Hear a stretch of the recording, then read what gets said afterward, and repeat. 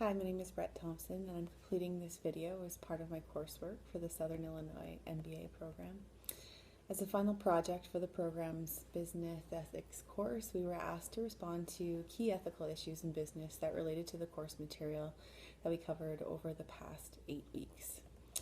While there was many interesting topics discussed, I chose to respond to the question regarding who is really at fault for the financial crisis of 2008.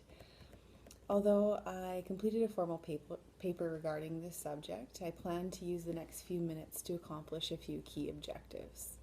First, I'll try and give a brief account of what transpired in layman's terms during the financial crisis to set the stage.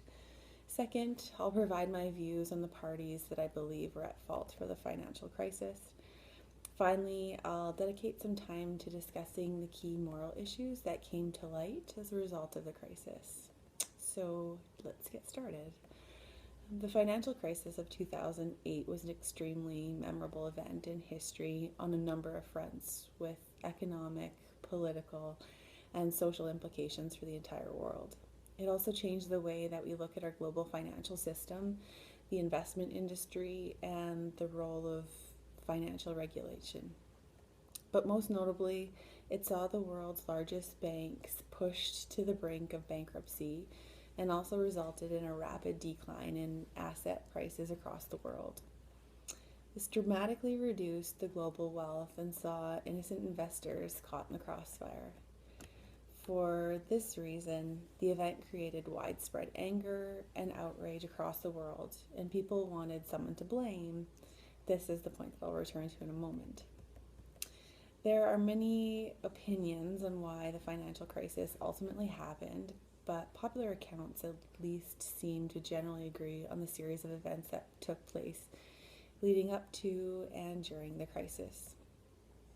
In August of 2007, the U.S. economy began to see a slowdown, which followed by a mild recession after several years of strong growth through the early to mid 2000s.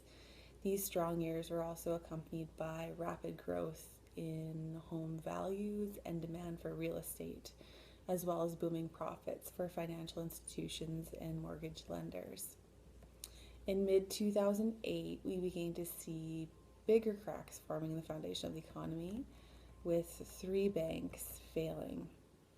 This was followed by a handful of additional bank failures, which in turn caused liquidity crisis and the onset of panic in financial markets. This also resulted in a significant decline in economic activity and substantial declines in home values. I'll get into this in a few minutes, but the heavy participation by banks in securities linked to mortgages and home loans resulted in a liquidity crisis that froze up credit markets and nearly destroyed the global financial system. This situation required the U.S. government to provide emergency bank stops for banks in order to avoid a catastrophe, which ultimately meant that taxpayers were being forced to save the day. So at first glance, it may seem like the banks were to blame, but I would argue that the issue isn't that simple. In order to truly understand all the parties that were to blame, I believe that we have to look in several other directions, which include mortgage lenders, regulatory authorities, rating agencies, and individual mortgage borrowers. Without the actions of these groups, I believe that the end result wouldn't have been nearly as severe or may have even been avoided. Eager mortgage lenders reduced their standards and continued lending money to borrowers who should have never been in a position to buy a home or multiple homes. Securitization firms, including Freddie Mac and Freddie Mae, continued to package and sell risky mortgages through securities, even when troubling signs started to appear. By packaging mortgages provided to unfit borrowers, a distribution system based upon an unsustainable model was formed, and major financial institutions and investors essentially turned a blind eye to the inherent risks of these instruments. And worse, when things really started to go badly, financial institutions began selling their positions to clients. So, where were the regulatory authorities? The US government and taxpayers were put in a position with very little choice but to provide a bailout to these banks. But where was the SEC in all this? One would have expected that the government or the SEC would have stepped in when it became obvious that the fundamentals of housing were getting worse, while securities being traded on the houses were growing in size. Investors also relied on rating agencies to provide unbiased and accurate estimates of credit risk associated with securities made available to investors. But under pressure to continue growing their ratings business, the ratings agencies raised no red flags at all. Finally, it's important to recognize that without buyers for homes, none of this would have existed. Although complex legal and financial agreements can be difficult to understand, it's widely agreed that many borrowers did not understand the punitive terms of mortgages, and they did not appreciate the risks that home values could fall significantly. In other cases, some just simply borrowed too much and bought more than they could afford. Individuals should not be excused from performing their own diligence and understandings the legal agreements that they entered into. Had more consumers been responsible for their actions, the demand for mortgage would simply not have existed. So although each of the groups played a unique role, I think it's fair to say that collectively contributed to the events that they collectively contributed to the events that caused the financial crisis. Obviously, there's a lot of moral issues involved with this situation across all the parties that I discussed. So I'll boil it down to a group of key issues. First, should the banks have all been allowed to be actively trading in securities that they were selling to clients? It came to light after the financial crisis that major banks were selling positions to clients that they knew were ultimately full of toxic mortgages. In terms of providing a duty of care and acting in the best interests of clients, this is obviously a major moral failure. In fact, this failure was so pronounced that it is likely shifted from popular sentiment towards Wall Street and the banks more than any other event in recent history. Second, how could mortgage lenders openly borrow funds to individuals that they knew would eventually default on their mortgages? This is one of the more troubling aspects of the situation, as mortgage lenders continue to make money through fees and incentives by providing loans that were certain to become toxic. Many of these, known as subprime or adjustable, provided initial interest rates to borrowers that were affordable, but after a short period of time would dramatically increase and become unaffordable, causing a default.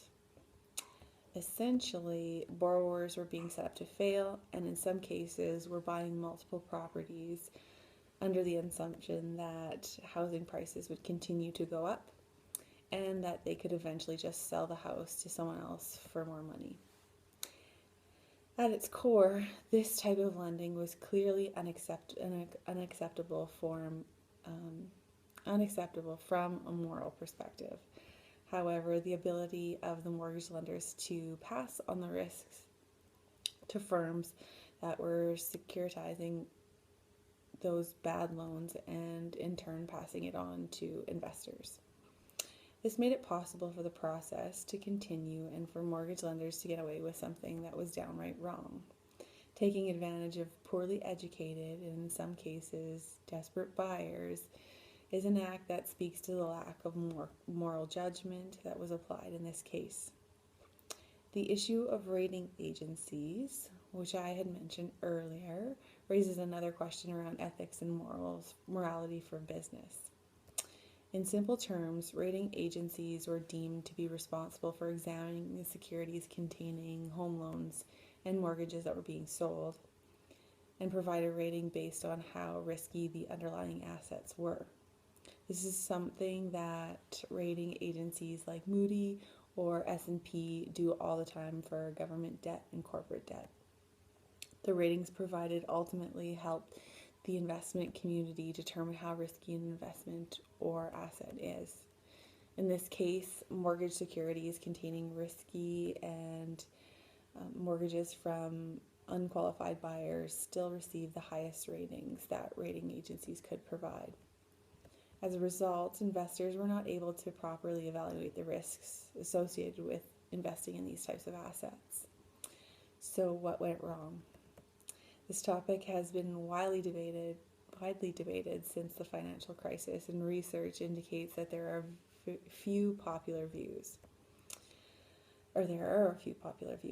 One is that the securities were just too complex and that the rating agencies didn't realize how risky the underlying mortgages actually were.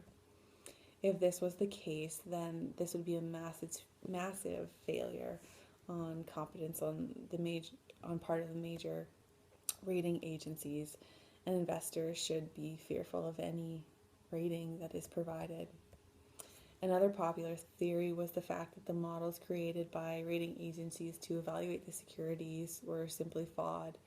Once again, this would be a massive failure in competency, in my view.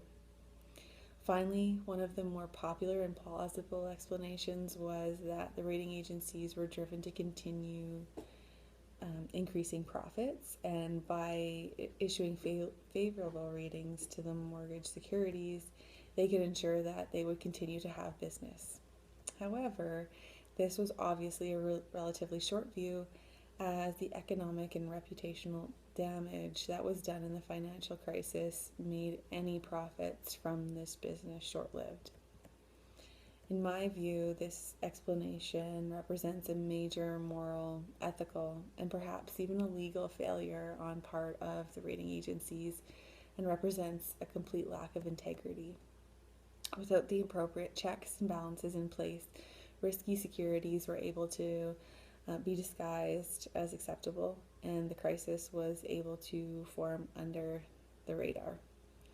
The most interesting moral issue for me surrounds the individual borrower's role in the financial crisis. This is also an area that becomes more gray depending on how this situation is dissected. When looking at the individual borrower, an interest question to consider is whether someone has a moral obligation to live within their means and make that financial decision that will avoid putting themselves in a compromising situation. Framed in this way, we might be inclined to say that taking on excessive mortgage risk only hurts the individual that was borrowing the money. And since there are no other parties are really involved aside from the banks that lend the money, there really isn't a moral issue at play here.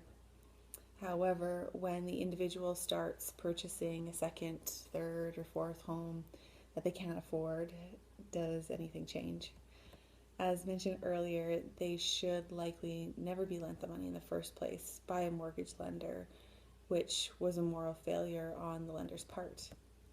But I believe that personal responsibility and a moral obligation to be an upstanding and contributing member of society must kick in at a point when multiple unaffordable properties are being purchased.